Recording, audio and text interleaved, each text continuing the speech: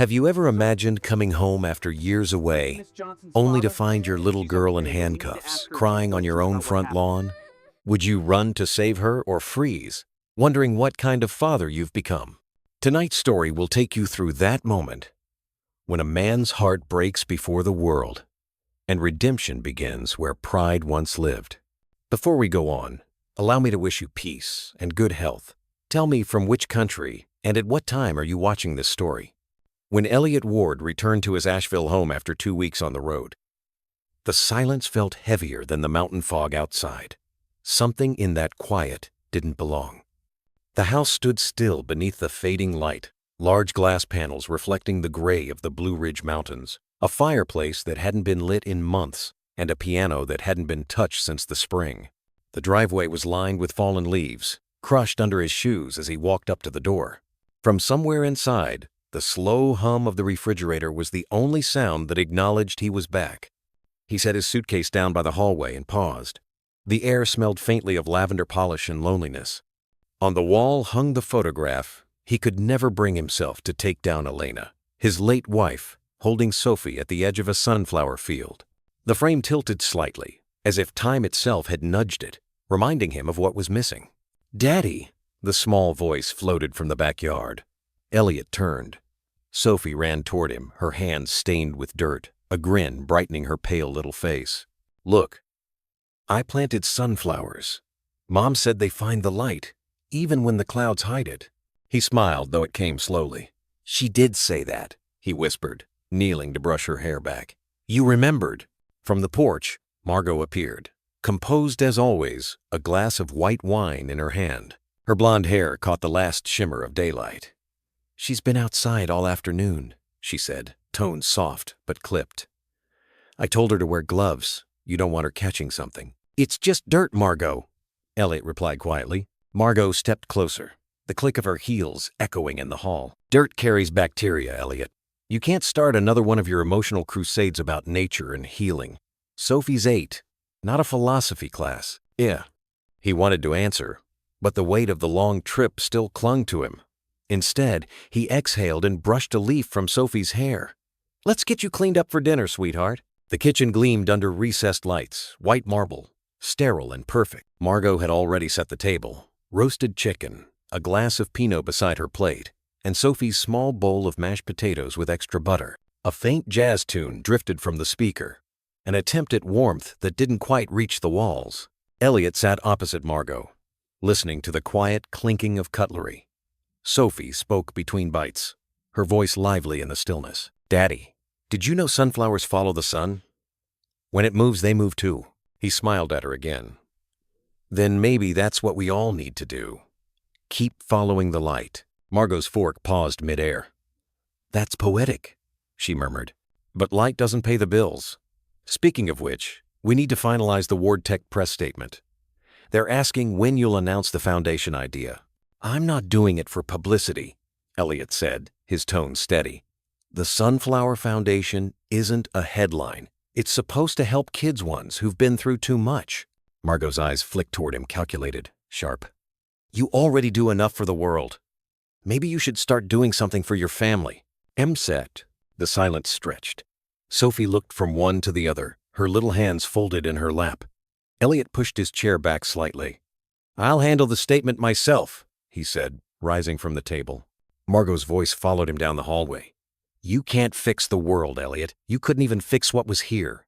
He stopped but didn't turn around. The words hung in the air long after he'd reached the study. There, beside the bookshelf, the photograph waited again, Elena's eyes soft, full of the forgiveness he still couldn't give himself. He touched the frame gently. "Maybe I'm still talking to ghosts," he murmured, and for a long moment the house seemed to breathe with him. Upstairs, the wind rattled a window pane. Outside, the last of the light sank behind the mountains, throwing long shadows across the lawn. Somewhere behind the glass, unseen, Margot lingered at the window with her wine, watching the reflection of her husband standing alone. Her smile didn't reach her eyes. The night settled softly over Asheville, spreading a thin hush across the Ward residence. The mountains outside melted into shadow, their outlines fading behind a gauze of mist. Elliot stood by the piano in the living room, his fingers brushing against keys that hadn't been pressed since Elena's funeral. Dust rose like a sigh in the dim light.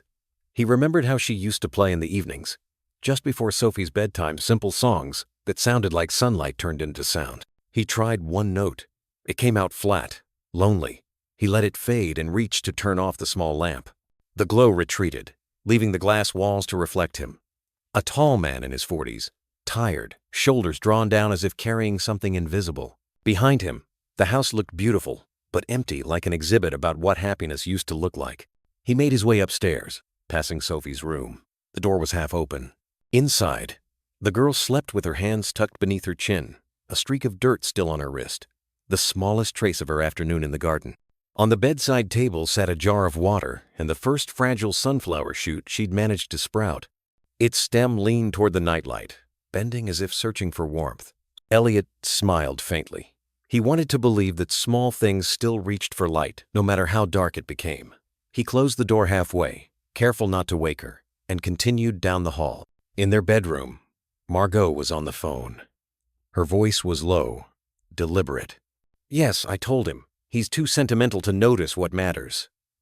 A short pause, then laughter, muffled behind the half-closed door. "Of course I can handle him.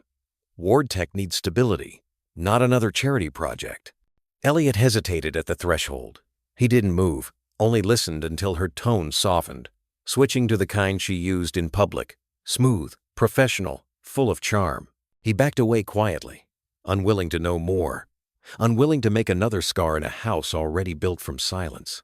Downstairs again, he poured himself a glass of water and stood by the kitchen window. Outside, the backyard stretched into a dark outline of grass and garden beds. The wind nudged the new seedlings, bowing them like a quiet congregation. He remembered when Elena had first chosen this town.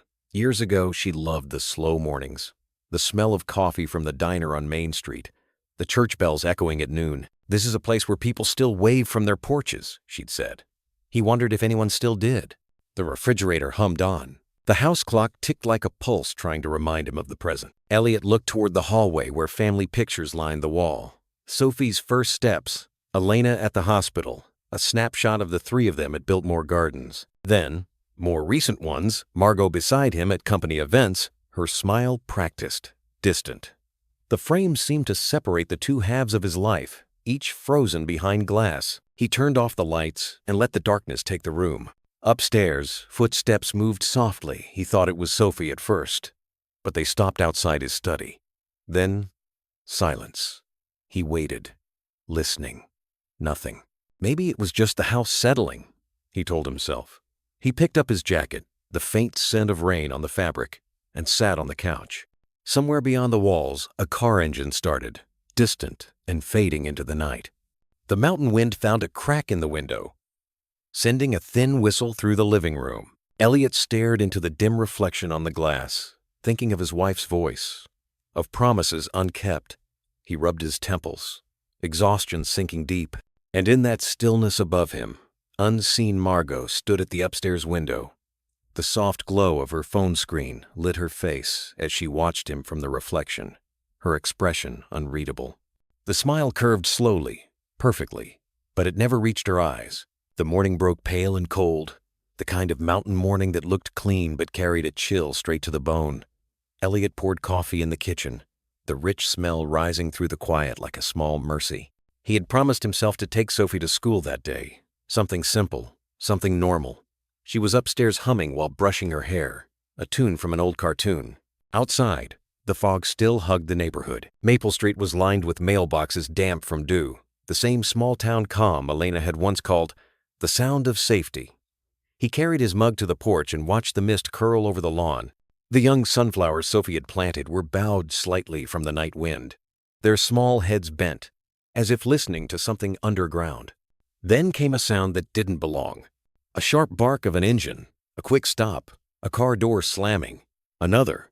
Voices. The kind of low-command voices that turned quiet air into alarm. He set the cup down, heart tapping faster. From the corner of the yard, 2 police cruisers rolled to a stop, lights pulsing red and blue against the pale morning fog. The sudden flash made the glass windows of the house blink like eyes. Sophie appeared behind him, backpack slung over one shoulder. "Daddy, what's happening?" Before he could answer, Margot stepped out from the side door, already dressed, already composed, phone in hand. "Elliot," she called, pretending surprise. "They're here about the health inspection. Don't worry, I'll talk to them." But the man who stepped from the cruiser wasn't holding a clipboard. He wore a badge. Captain Dean Beltran Elliot recognized the name from a charity dinner months ago. The officer's sunglasses hid his eyes, but his tone was flat and rehearsed. "Mr. Ward, there's been a report filed with Child Protection Services. We need to ask some questions." "What kind of questions?" Elliot said, his voice low, trying to keep calm for Sophie's sake. "It's a routine welfare check," Beltran replied. "Please step aside." Two other officers approached. One of them, a younger man, looked uneasy. The other walked toward Sophie. Elliot moved to block the path. "She's a child, for God's sake. You can't—" "Sir, this is for her safety," Beltran cut in, voice still professional but hard at the edges. "Step back, or we'll have to proceed with standard procedure." Sophie clung to her father's sleeve, confused. "Daddy, did I do something bad?" "No, sweetheart," he whispered. "No, you didn't." Margot stood by the porch, one hand over her mouth as if horrified. But her eyes, Elliot caught them for just a second, were dry, calculating, watching. The younger officer crouched by Sophie. "We just need to take you to the station for a few questions, honey," he said softly, almost apologetically. Then he looked at Beltran, who nodded once. The boy's small wrists were pulled gently forward, and the officer slipped a pair of cuffs around them, loose but visible. "Are you out of your mind?" Elliot shouted. "She's 8. Beltran didn't flinch. "Standard child safety restraint, sir. Please remain calm." Sophie's eyes welled with tears as the cold metal touched her skin. "Daddy, please." Elliot lunged forward, but Margot's voice sliced through the chaos. "Don't make it worse, Elliot. They said it's for her safety." Neighbors had begun to gather across the street, by their fences, holding phones. One whispered, "That's the Ward guy from the news, right?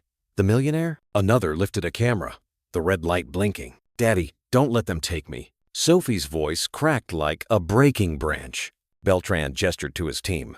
"Let's move." They guided the little girl toward the car. The cuffs glinted briefly under the morning Sunday. The young officer opened the door for her, his face pale, ashamed. She turned once, eyes searching for her father. Elliot took a step, but an arm blocked him. Beltran again. Steady, firm. "Mr. Ward," he said quietly, "this will go easier if you cooperate." Then the door shut. The cruiser pulled away, siren muted, the colors fading into fog. For a moment, Elliot couldn't breathe. The air felt thinner, as if the whole mountain had drawn its breath and refused to let it out. He looked down and saw Sophie's little jacket crumpled on the grass pink, with a missing button shaped like a sunflower. He bent to pick it up, but his knees gave way. The ground met him hard. The world around him blurred into the murmur of neighbors, the clicking of phones, the buzz of disbelief. Somewhere in the distance, a dog barked twice, then stopped. Margot came down the porch steps slowly, hand still on her chest. "Elliot," she said softly, I didn't know it would happen like this." He looked up at her, face drained of color. "Didn't know what, Margot?" Her lips parted, but no answer came. The silence returned thick, heavy, merciless. The kind that hides things rather than heals them. From across the street, a man with a camera lowered his lens, checking his footage. Behind him, an unmarked car idled for a moment before pulling away. Elliot stood motionless on the front lawn long after the police cars vanished into the fog. The sound of the engines faded down Maple Street, leaving behind an ache so deep it didn't even feel real. A few neighbors lingered on their porches, pretending to check their mail while whispering to each other.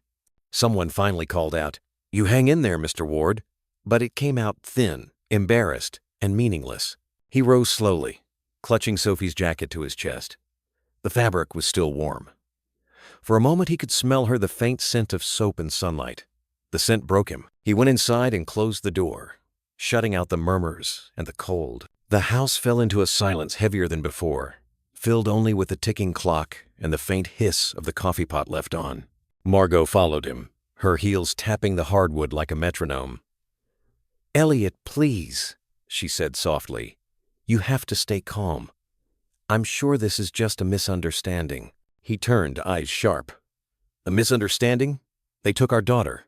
I called their office, she replied, keeping her tone measured. They said it was a temporary custody check. If we cooperate, she'll be home soon. Who reported it? His voice dropped lower. You seem to know the process awfully well. Margot hesitated, then reached for his arm. Don't do this. Not to me, not now. Elliot pulled away, staring at her hand as if it were a stranger's. You didn't even try to stop them. Her face tightened, the practiced empathy falling apart for a second. You think I wanted this? You think I'd hurt her? I don't know what you'd do anymore, he said quietly. I just know the woman I married doesn't look at me like my wife used to. That hit something behind her eyes. She turned away quickly, lifting her phone. I'm calling my attorney. We need to handle this properly. He walked past her, out the back door. The garden lay damp, footprints still pressed into the soil where Sophie had knelt the day before. The tiny sunflower stalks leaned against the wind, trembling but unbroken. He crouched beside them, pressing a palm into the wet earth. She was just planting hope, he whispered. And they called it danger. His phone buzzed in his pocket, a number he didn't recognize. He answered with a hoarse, Hello, Mr. Ward? The voice was careful, young. This is Officer Liam Torres from Asheville PD. I was on scene this morning. Elliot straightened, glancing toward the house. Yes? I shouldn't be calling you, the officer said quickly, lowering his voice. But something about the report isn't right. It was filed before the welfare complaint even reached our system. What are you saying? Just keep your head down, Torres said, and don't trust Captain Beltran. Before Elliot could respond, the line went dead. He stared at the phone, the garden spinning slightly in his vision. The first drops of rain began to fall, thin, uncertain. He looked up at the clouds rolling in from the ridge. Somewhere, thunder murmured like a warning. Inside, Margot's voice carried faintly through the open window. Yes, Dean, it's done. But he's starting to suspect. Elliot froze. For a heartbeat, the world stopped moving. Then he backed away from the window, breath shallow. Every sound of the house suddenly strange. He walked into the living room, the old family photograph still hanging by the piano. Sophie's small face smiled up at him from a better time, one he could barely remember now. The phone in his hand felt heavier, almost alive. He whispered to the empty room, I'm going to bring her home. Outside, the wind lifted the curtains like a slow breath. The rain deepened, tapping the glass in quiet, deliberate rhythm, each drop sounding like a countdown to something he could not yet name. And from the upstairs window, Margot stood again, the glow of her phone reflecting off the glass as she typed a message. When she turned slightly, the screen lit her face calm, precise, and distant. Her smile flickered only once, brief and controlled, before she drew the curtain shut. The rain had washed the streets clean by the time Elliot reached town. Morning light spilled over the Blue Ridge foothills, cutting through silver mist that clung to the asphalt. He parked outside Maple Hollow Diner, the kind of place that smelled like bacon grease and old memories. The bell above the door chimed softly as he entered. Inside, everything looked the same as it had for 20 years. Checkered floors, red vinyl booths, a jukebox that hadn't worked since the early 2000s. Behind the counter stood Mrs. Jenkins, the owner, wiping a mug with a dish towel. Well, if it isn't Mr. Ward, she said, smiling with a warmth that came from habit, not ease. You look like you've seen a ghost. He tried to smile back. Just coffee. Black. Rough morning? You could say that. She poured the coffee and slid it toward him. The smell brought back 1,000 small mornings, the ones before money, before loss, before guilt became a constant companion. He took a sip, feeling the heat burn down his throat. From a booth near the window, a young woman waved. Valeria Chong, his old business attorney and one of the few people who hadn't abandoned him after Elena's death. She rose as he approached, her expression tight with worry. I saw the footage, she said quietly as he sat down. It's already spreading online. Someone edited it to make it look like you assaulted an officer. Elliot stared into his coffee. They're moving fast. Faster than I expected.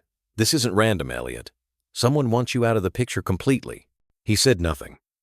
Outside, the reflection of the diner lights shimmered on puddles, bending the world into strange shapes. Valeria leaned forward. I pulled the police report. The complaint was filed by an anonymous number traced to a disposable phone, but the system timestamp shows it came from within your home network. He lifted his eyes slowly. Meaning? Meaning someone inside your house submitted it, she said. And whoever did had access to your family data, Sophie's birth certificate, medical records, everything. The air seemed to leave the room. He leaned back, jaw tight. Margot, he whispered. Valeria nodded grimly. You can't confront her yet. She's connected to people higher up Beltran for sure, maybe even someone in the mayor's office. Elliot rubbed a hand over his face, the stubble scraping against his palm. All this just to destroy me? For what? Valeria hesitated, lowering her voice. Power, contracts. Your company still controls the data infrastructure for the city.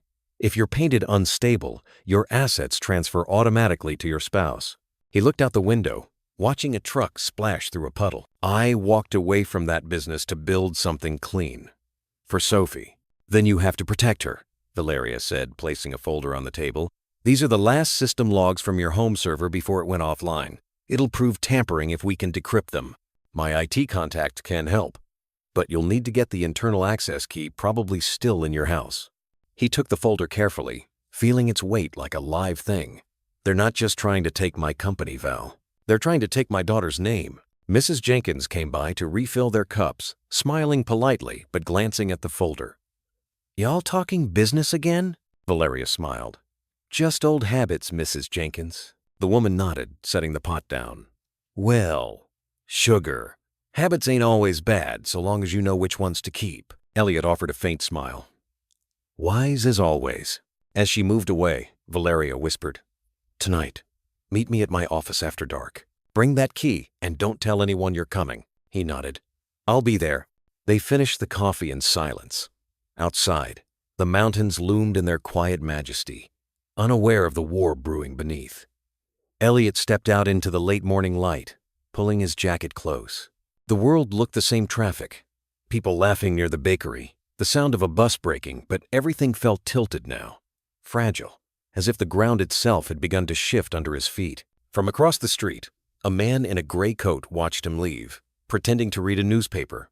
When Elliot turned the corner, the man lowered the paper, pressed a small earpiece, and murmured, Target is moving. Alone, Elliot drove home through the narrow roads curling along the edge of the ridge, the afternoon sun breaking through drifting clouds. The world looked peaceful again, children riding bikes, wind chimes swinging from porches, but inside him, peace had become a foreign language. Every turn of the wheel brought back Valeria's words. Someone inside your house submitted it. By the time he reached the gate, his hands were trembling. The black iron bars loomed tall against the golden sky. For the first time, he hesitated before entering his own property.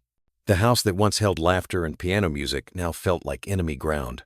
Inside, the scent of expensive perfume greeted him, a faint trace of Margot's signature Chanel lingering in the hallway. She was in the living room, sitting on the edge of the sofa, scrolling through her phone.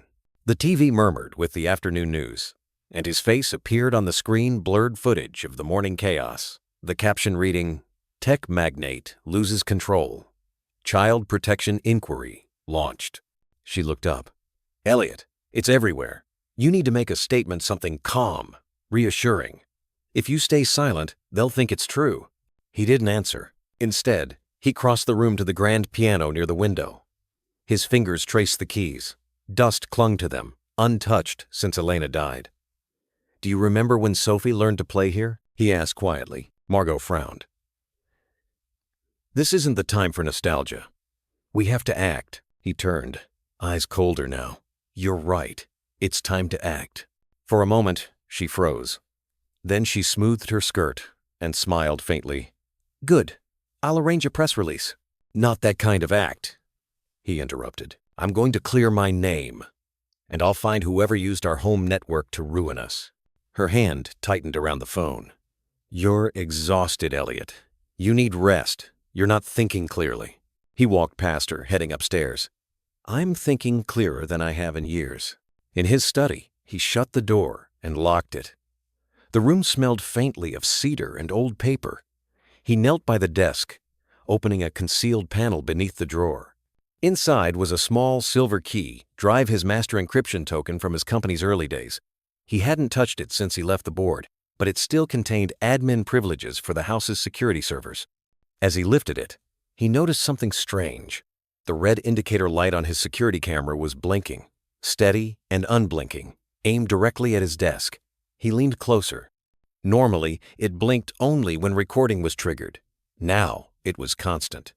Someone was watching. He unplugged the camera cable, and the light died instantly. A cold shiver ran through him. He placed the key drive in his pocket, grabbed his coat, and slipped out through the back door. The evening air was sharp with pine and rain. He walked quickly through the path that led toward the forested edge of the property. Beyond the fence lay a shortcut to downtown rarely used, hidden by wild vines. Halfway down the trail, he heard the faint crunch of gravel behind him. He turned. Nothing. Only the trees whispering in the wind. He took another step, then saw a glint of metal under a fallen log. He crouched and pulled it free, a small black device, blinking faintly. A tracker. His heart pounded. Someone had planted it near his property line. He crushed it under his boot, the light flickering out with a soft crack. When he reached the main road, his phone buzzed a message from Valeria. "Meet me at the office after 9 p.m. Come alone. Bring the key. Don't use your car." He looked up and saw his reflection in a store window. A man who once commanded boardrooms, now with dark circles beneath his eyes and a hunted look. He barely recognized himself. He found an old payphone beside the post office and dialed a number he hadn't used in years. "Leo Solis," he said when the line connected. "It's Elliot. I need your help. Someone's using my security system against me." A pause. Then, a low, steady voice. "I knew this day would come. Send me the logs and stay off the grid. You're being watched." He hung up and stepped out into the cooling air. Across the street, a black sedan idled, engine running. Inside, through tinted glass, he thought he saw the shape of a man, broad shoulders, cigarette ember glowing faintly. Beltran. Elliot turned the corner quickly, his pulse racing. He disappeared down the alley behind the bakery, the smell of yeast and sugar mixing with rain. He clutched the key drive tight, his breath coming short. For the first time, he realized what kind of war he was truly in, not one of business or pride, but of survival. He whispered to himself, "You wanted me gone, Margot. Let's see how far you're willing to go." Above him, the old diner's neon sign flickered back to life, casting red light over the wet pavement. Somewhere behind the glow, the black sedan eased away from the curb, following the curve of the street toward the darkening hills. The night folded over Asheville like a dark velvet curtain. Streetlights flickered on one by one, scattering pale halos across empty sidewalks. Elliot moved through the back streets with the hood of his jacket pulled low, each step echoing in rhythm with his heartbeat. He kept to the shadows, avoiding the glow of store windows.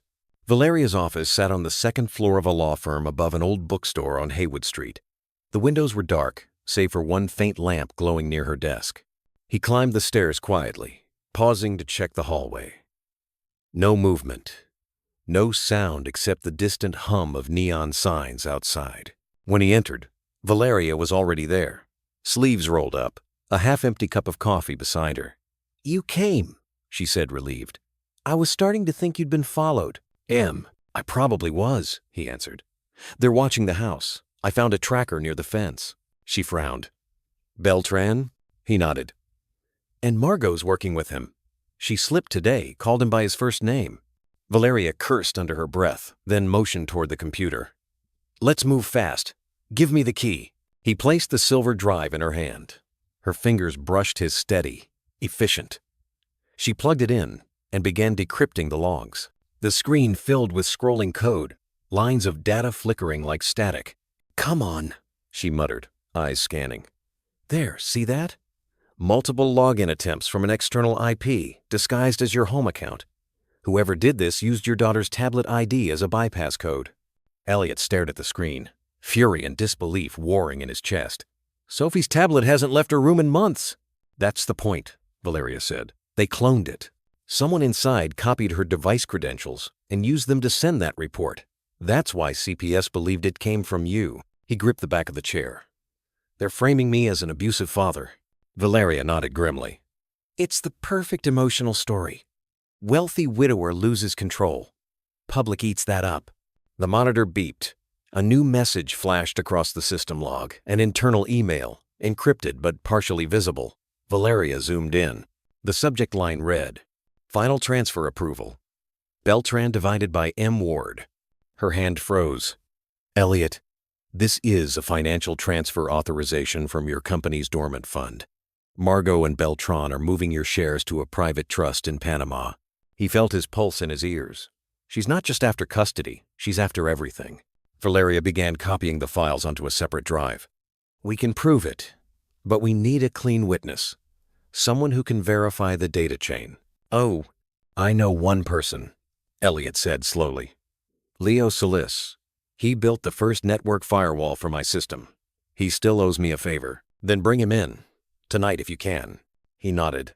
But before he could speak again, the lamp on the desk flickered. Once, twice. The hum of the computer changed pitch. Then, suddenly, the monitor went black. Valeria froze. "That's not a power issue." Elliot's eyes darted to the window. Across the street, a van sat under a flickering streetlight. Its engine was off, but inside, he could see the faint blue glow of screens. "Disconnect everything," he said quickly. Valeria yanked the cables free, heart pounding. "They're in the network already." "Then we leave. Now." She grabbed her coat, shoving the backup drive into her bag. Elliot opened the door cautiously, scanning the stairwell. A shadow moved near the exit, slow, deliberate. He whispered, "We're not alone." Valeria reached into her pocket and pulled out her car keys, holding them like a weapon. "Basement exit leads to the alley behind the bookstore." They moved quickly, their footsteps muffled by the worn carpet. When they reached the stairwell, a faint creak above made them both freeze. Elliot looked up just in time to see a red laser dot glide across the wall. "Down!" he hissed.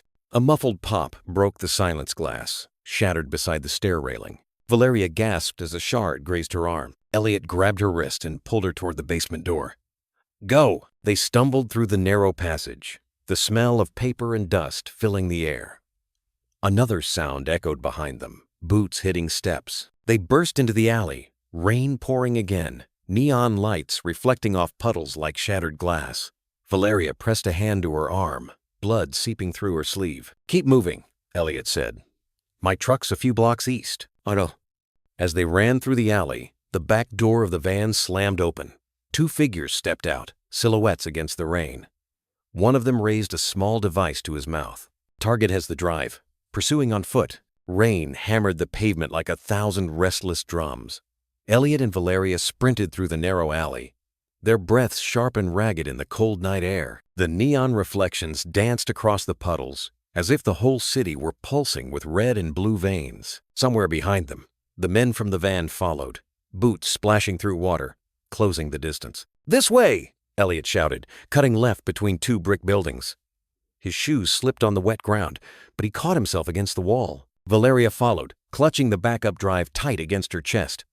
Her sleeve was soaked through, streaked with blood from the cut. The alley opened into a small parking lot behind the old train station. Rows of abandoned freight containers loomed like metal giants in the dim light.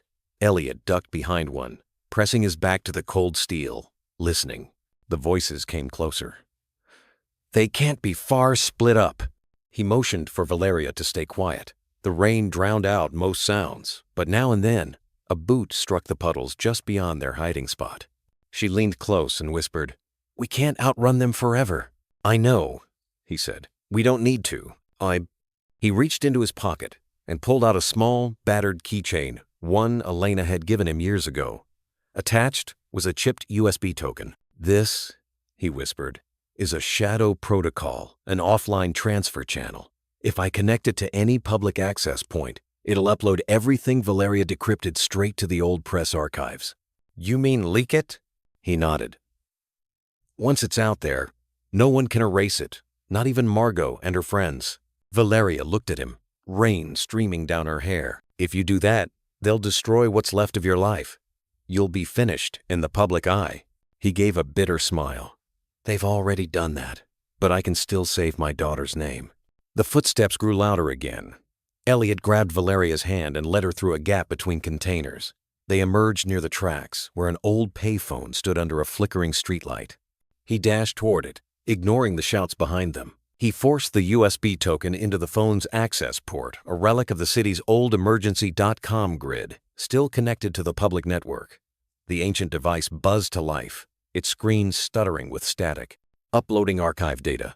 12%, 25%, 47%. Valeria watched the numbers climb while keeping her eyes on the alley.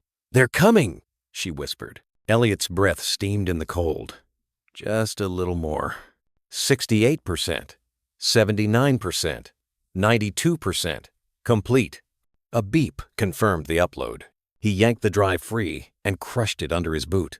The phone went dark. At that moment, a figure emerged from the shadows. Captain Beltran, soaked from the rain, a pistol aimed low but steady.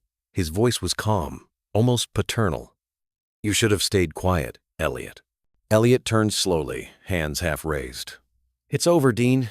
Everything's out there now. The accounts, the transfers, your name." Beltran took a slow step forward, his jaw tightening. "You think anyone will believe you? You're a broken man, accused of abuse. Your child in protective custody. All I have to do is frame this as a desperate act." Valeria stepped in front of Elliot, her voice firm despite the trembling. "Then you'll have to explain why your badge number is on the transfer logs." For a second, Beltran hesitated. The rain hissed louder. His finger twitched near the trigger. A flash of headlights swept across them, a truck turning into the lot. Beltran turned just enough for Elliot to move. He lunged forward, knocking the gun aside. It fired once, the bullet sparking against the steel container. Valeria screamed. Beltran stumbled back, slipping on the wet ground. Elliot kicked the weapon away, sending it skidding into a puddle. He stood over Beltran, chest heaving. "Stay down," he said. Beltran spat rainwater in rage. "You think you've won? You've just painted a target on every friend you've got." "Oh." Elliot knelt beside him, his voice low but steady. "Then I'll start protecting them the way I should have protected my family." He rose, grabbed Valeria's arm, and led her toward the truck that had just pulled in. To his surprise, the driver's door opened and Leo Solis stepped out, face half lit by the headlights. "Get in," Leo said. "Now." They climbed into the truck. As the engine roared to life, Elliot looked back through the rain-streaked window. Beltran was on his knees, the blue and red reflections painting his face in flickering guilt. The truck sped out of the lot, its tires slicing through the water. Ahead, the mountain roads waited dark, winding, uncertain. Valeria leaned her head against the window, whispering through a shiver. "You realize you just declared war, right?" Elliot stared ahead, eyes fierce but calm. "No, I just stopped surrendering." And the truck disappeared into the night, leaving the rain to wash the city clean again, at least for a little while. The mountains rose like sleeping giants against the dawn. Mist hung low over the winding road as Leo's truck climbed higher, the engine growling softly in the stillness. Elliot sat in the passenger seat, exhausted, watching the ridges blur past. Every turn seemed to pull him farther from the world he once knew, from his home, his company, his daughter. Valeria dozed in the back seat, her wounded arm wrapped in an old flannel shirt. The rain had stopped hours ago, leaving behind a faint scent of pine and wet soil. The sky was starting to pale, streaked with soft pink over the distant hills. Leo broke the silence. "You always did know how to find trouble." Elliot gave a tired smile. "And you always knew how to fix it," Leo chuckled, shaking his head. "Not this kind, my friend." "What you've stepped into isn't business. It's a war run by people who think the law is just a speed bump." Elliot stared out the window, his reflection half swallowed by the rising light. "I leaked the files. Everything about Beltran, Margot, the trust accounts. It'll hit the networks by morning." "Good," Leo said. "But that won't stop them. You hurt powerful people, Elliot. They'll hit back before the truth spreads." Elliot's voice softened. "They already took everything that mattered." "Oh," Leo glanced at him. "You're talking about Sophie." He nodded. "She's all I have left of Elena. And now she's sitting in some sterile office while the woman who betrayed me sleeps in her bed." For a while, neither man spoke. The hum of the tires on wet asphalt filled the silence. The truck rounded a bend, revealing a lookout point overlooking the valley. Leo slowed down and pulled over. "Come on," he said. "You need air." Elliot stepped out. The cold hit him instantly, sharp and clean. He walked to the edge of the overlook, where the world opened wide rolling green, fading into silver fog, 1,000 shades of blue stretching to forever. He remembered another morning like this one, years ago. Elena standing in the same spot, her scarf fluttering in the breeze. Sophie just a baby in her arms. She had laughed then, the sound of it brighter than sunlight. He could almost hear her voice now. "Promise me, Elliot, no matter how far we fall, you'll always find your way back to her." He closed his eyes. "I'm trying, Lena," he whispered. "I swear I'm trying." Leo leaned against the hood of the truck, lighting a cigarette. "You remember when we built the prototype firewall back in '09? We joked about naming it after your daughter." Elliot smiled faintly. "Because it would protect everything that mattered." "Still can," Leo said. "I can reroute your security network, make it public-facing. If the press digs into the data you released, they'll need proof it's authentic. If I open your old system, it'll validate every timestamp, every transfer log. No one can call it fake." "But?" Elliot asked, knowing the word was coming. Leo exhaled smoke, watching it dissolve into the fog. "But it'll expose everything else too. Personal records, photos, messages, your entire family history. And..." Elliot thought of Sophie, her laugh, her drawings taped to the fridge, the little audio messages she used to send before bed. He felt a sharp ache in his chest. "If that's the price," he said finally, "then I'll pay it." Leo studied him for a moment, then nodded slowly. "All right, we'll do it from my cabin up the ridge. No one can trace the signal there. You'll need a few hours rest first." As they got back into the truck, Valeria stirred awake. "Where are we?" she asked groggily. "Halfway to somewhere safe," Leo said. "You're lucky he's stubborn enough to keep breathing." Valeria managed a small smile. "That makes two of us." They drove on. The sun broke over the peaks, spreading light across the valley. It caught on the mist, painting the road gold. For the first time in days, Elliot felt something stir inside him. Not peace, not hope exactly, but direction. He turned to Leo. "If we make it through this, I'm bringing Sophie home. No lawyers, no police, just me and her." Leo nodded. "Then we'd better make sure there's still a home to go back to." Behind them, miles down the mountain road, a black SUV appeared briefly in the rising light before disappearing around a bend. Someone was still following. The cabin sat on the edge of a pine ridge, half hidden by fog and the thick hush of trees. It was Leo's old retreat, a place built more for code and solitude than comfort. From the outside, it looked abandoned.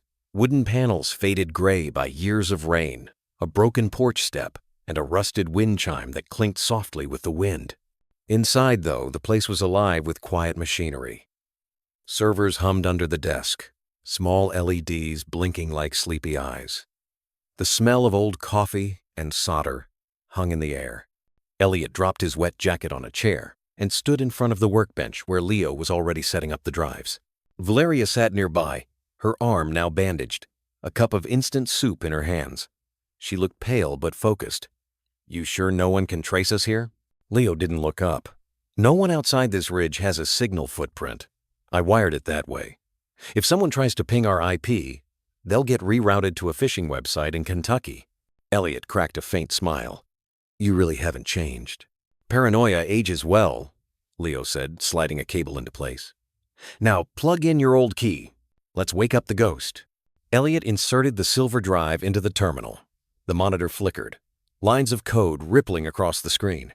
The system asked for a passphrase, a relic, from the company's earliest encryption protocols. He typed it slowly, hands trembling just slightly. Access granted archive vault opening. The data logs unfolded like a map of betrayal. Margot's private communications. Beltran's security clearances. Wire transfers. Hidden behind shell corporations. Each entry confirmed the web of deceit that had slowly strangled his life. Valeria leaned closer. "This will clear you completely once it hits the press. The timestamps match your public alibis. They can't twist it anymore." Elliot stared at the screen, his jaw tight. "It won't bring Sophie back." Leo looked over his shoulder. "It'll give you the power to fight for her, and for once, the truth won't belong to them." The monitor pinged a new message, blinking at the corner of the interface. Valeria frowned. That's not part of the archive. Elliot clicked it open. The screen filled with a simple line of text. Elliot, stop this before you lose her completely. He felt the air go cold. She knows. Leo's fingers flew across the keyboard, tracing the source. Signals coming from your house. Margot's using your private relay system. She's in full panic mode. Can she see us? Valeria asked. No. But she's trying to connect. Wait. The speakers crackled suddenly. A voice, clear but distant, came through. Elliot, please, don't do this. You think you're saving Sophie, but you're not. They'll bury you both. It was Margot. Her tone was calm, almost pleading. Elliot stepped closer to the mic. You already buried us, Margot. I'm just digging us out. A pause. Then her voice softened into something unfamiliar, almost human. I didn't want this to happen. You weren't supposed to find out this way. Leo muted the feed and whispered, She's stalling, probably triangulating your signal. Elliot stared at the frozen waveform of her last words. Let her. What? Valeria said. He took a deep breath. If she's tracking me, she'll send someone here. That means she's desperate, and desperate people make mistakes. Leo met his gaze. You're setting a trap.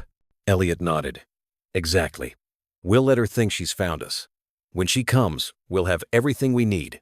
Evidence, recordings, witnesses. This ends tonight. Leo hesitated. That's dangerous, Elliot. If Beltran's still with her, they won't come to talk. Elliot's voice was quiet, steady. Then I'll make sure they don't walk away. The wind outside picked up, brushing the windows with fine mist. Somewhere in the woods, an owl called once, long and low. Valeria stood, wincing slightly.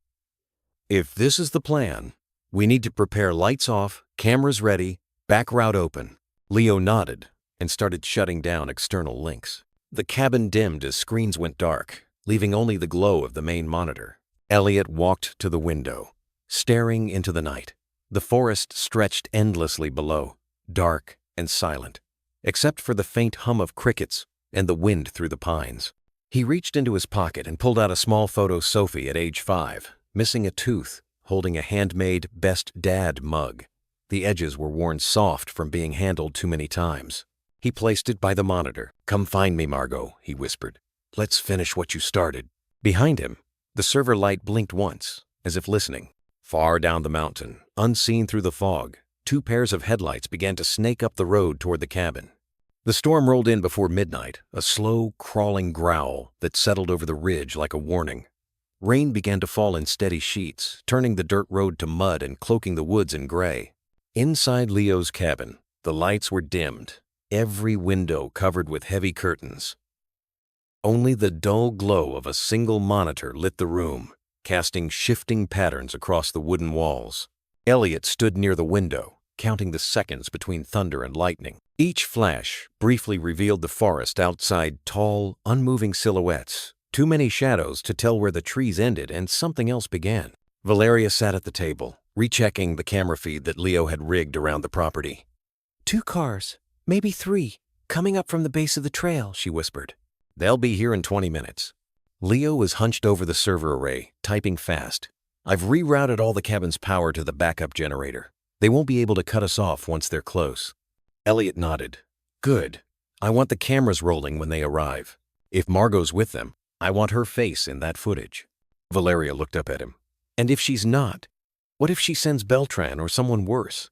Then I'll make sure they know she's finished. Lightning flashed again, throwing a harsh light across his face, the weariness carved deep under his eyes, the unshaven jaw, the tension in his shoulders. He didn't look like the man who once smiled in press photos or gave charity speeches in polished suits. He looked like someone stripped down to bone and will. Leo closed the laptop and turned to him. The data leak worked. I'm getting hits from half the country. News outlets are picking up fragments already. Offshore accounts, police collusion, CPS fraud. By sunrise, Beltran will be toxic. Elliot let out a breath, almost a laugh. Good. Maybe justice finally has a pulse. Then came the sound, faint but unmistakable tires crunching over wet gravel. Headlights swept across the tree line, diffused by the rain. They're early, Valeria said. Leo reached for the control board. Cameras are live.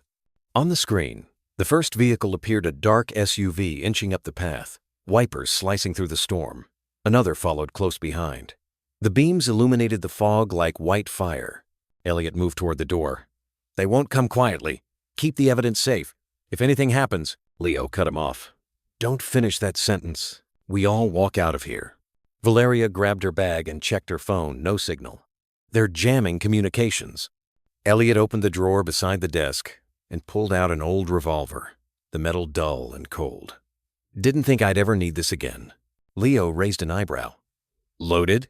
"Only with resolve," Elliot said, half smiling, and slipped it into his jacket pocket. Outside, the vehicle stopped.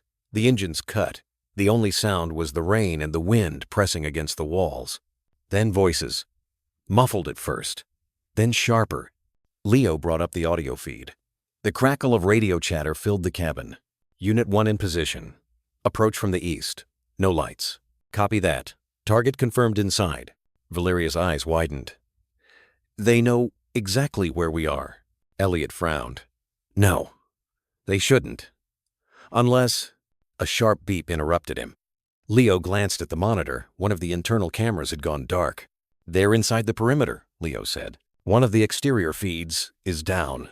Elliot's pulse quickened. "Seal the back door!" Before Leo could move, another sound broke through the soft creak of the porch outside, boards bending under weight. Then, a slow, deliberate knock. 3 taps. A pause. 3 more. Elliot froze. That rhythm. He knew it. Elena used to knock like that when she came home from late shifts, a private pattern only they shared. He turned toward the door, heart pounding. "That's impossible," he whispered. Valeria looked at him. "What?" But he was already stepping forward. Leo grabbed his arm.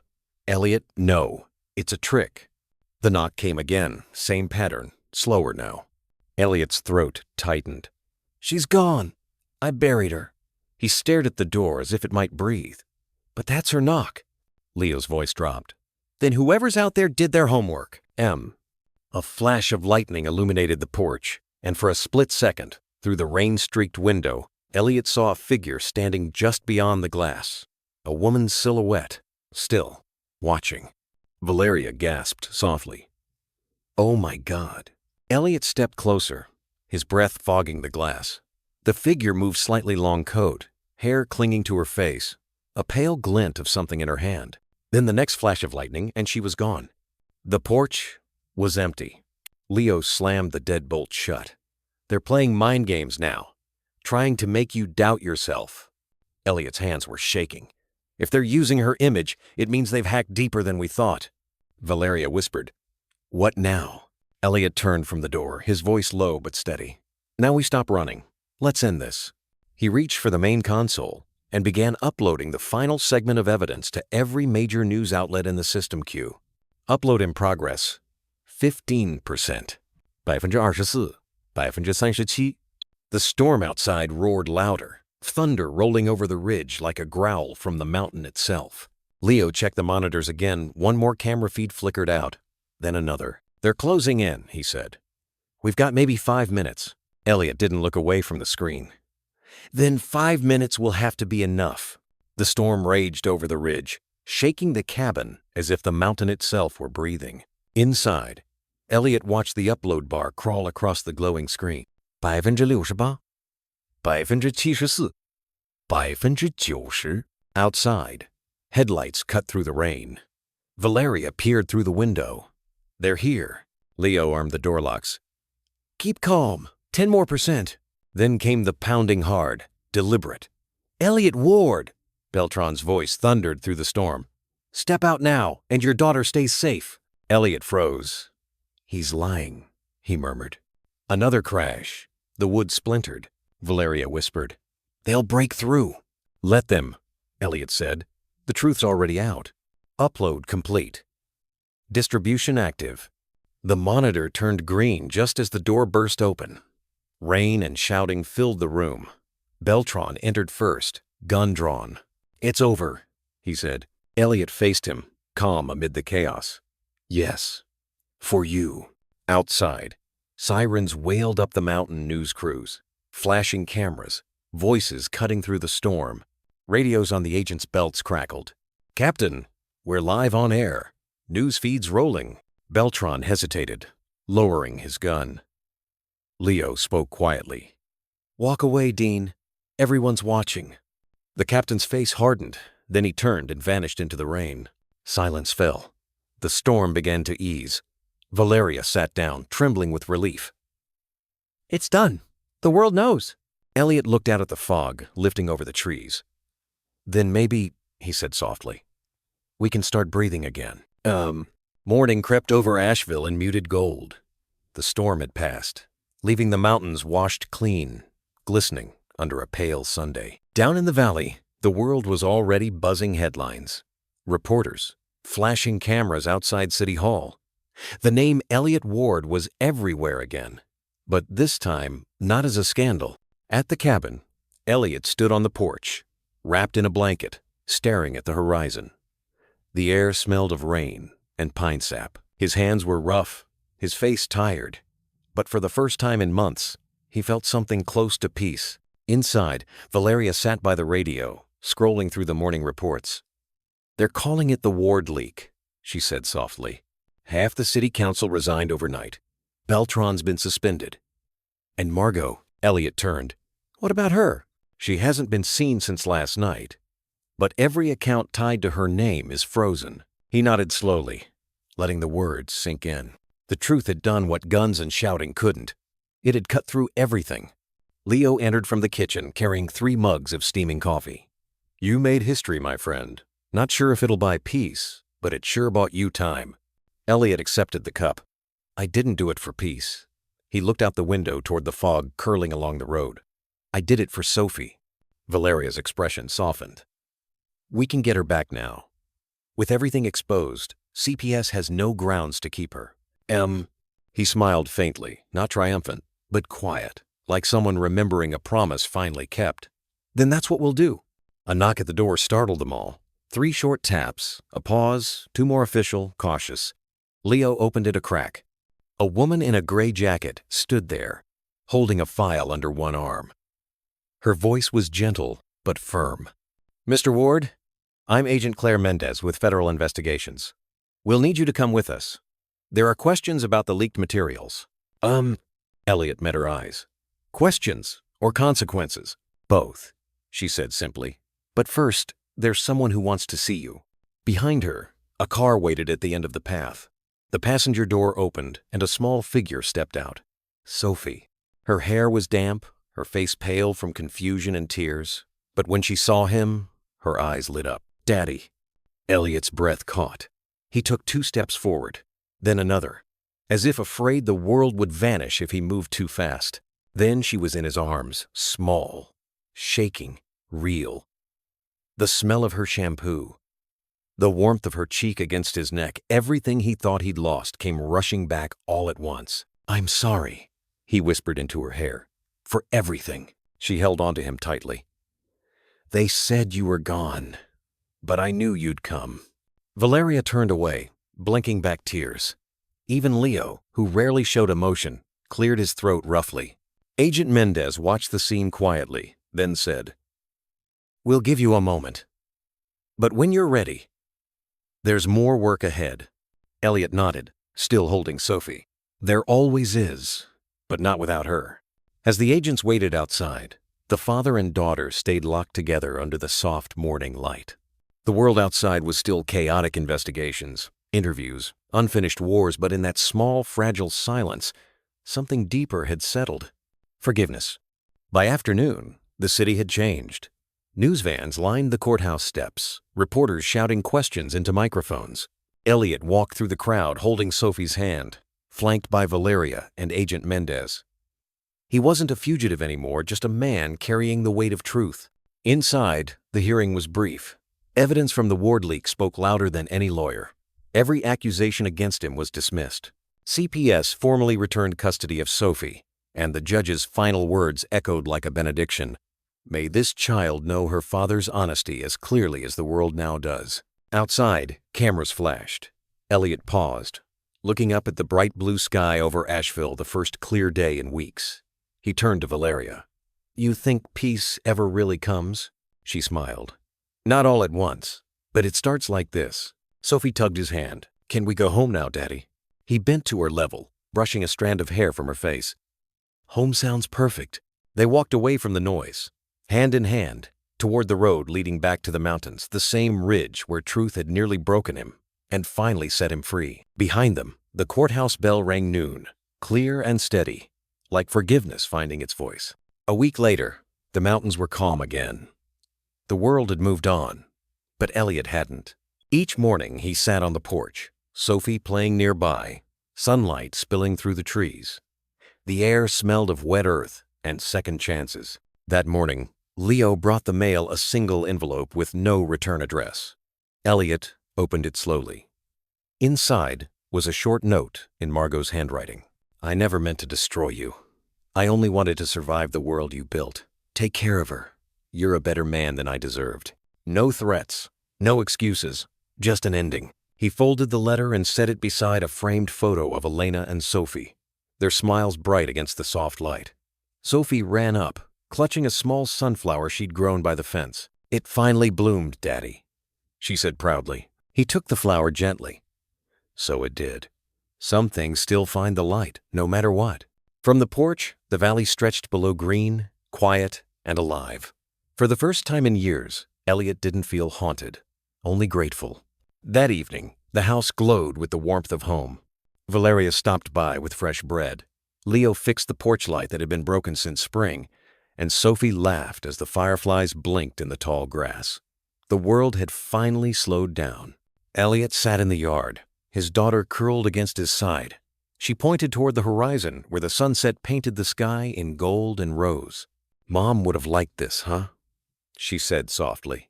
He nodded. She would. She believed every day deserved one kind thing. Sophie smiled and rested her head on his shoulder. Then let's do that too. The wind carried the scent of pine and rain, mingling with the faint sound of church bells from town.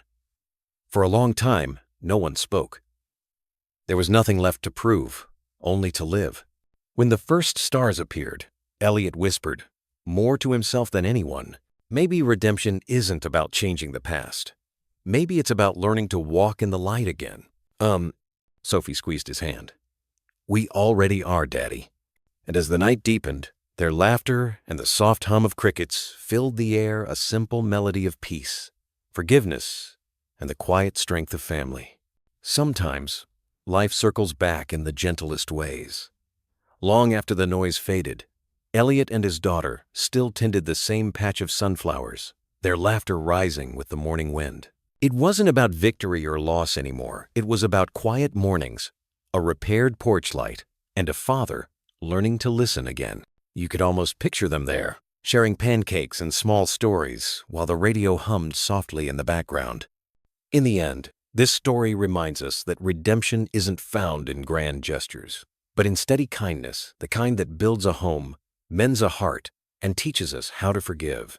Like the porch light glowing after dusk, love can guide us through the darkest corners of our own mistakes. Because love, after all, isn't about being perfect. It's about showing up again and again until someone feels safe enough to believe in family once more. So tonight, friends, take a moment to think about your own home. Maybe it's quieter now, maybe it's full of laughter, and remember, happiness begins when we choose to love without condition. If this story touched your heart, type 1 in the comments. If you think we could tell it better, press 0 and share your thoughts. Either way, may peace and kindness always find their way back to your doorstep.